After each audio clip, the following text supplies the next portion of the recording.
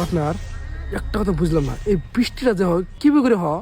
আরে এটা বুঝোস না, সূর্যের তাপত এই নদী বিল এগুলো যে পানিগুলো আছে, এই পানিগুলো বাষ্পীভূত হওয়া আসমানের মধ্যে উড়ে যায়। এই যে গাদা মারলো, পানিগুলো উড়ে যায়, পানি কি পাকা আছে? বোধহয় পানি শুকিয়ে হয়ে যায়। আমি এর জন্য তোর আমি কিছু কই না, তুই যা তো সামনে থেকে। ও ভাই রাগ করো কে, আমি বুঝি না, বুঝাও। আরে পাগলা, পানি বাষ্পীভূত হয়ে কোনদিন মাটির তলে যায় না, ওই পানিটা ভাপ হয়ে উপরে উড়ে যায়।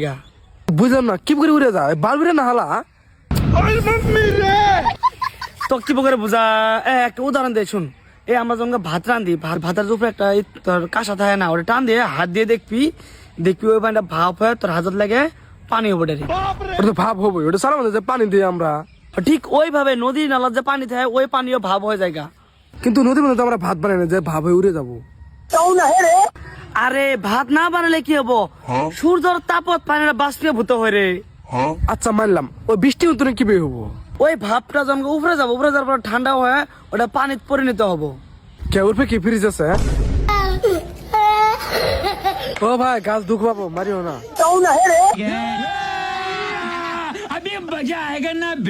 আরে পাগলা, ফ্রিজ না থাকলেও উপরের বায়ুমন্ডলটা পুরো ঠান্ডা, যার জন্য ওই বাষ্পীয় ভাবটা পানির রূপত আকার হয়ে ওঠে মেঘ। আচ্ছা মানছি, তাহলে না ভাত যে রান্না বাড়ি করে ওটা যে বাষ্পীভবন ওটা ফ্রিজে থইলে কি মেঘ হবো?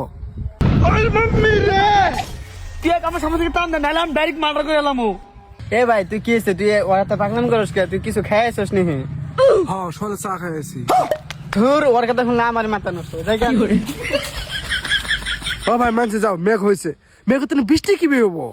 আরে যখন মেঘটার ওজন অল্প বাড়ে, ওই মেঘটা পানির আকার নিয়ে তলে নামে আহে, তখন কে ওটা বৃষ্টি হয়।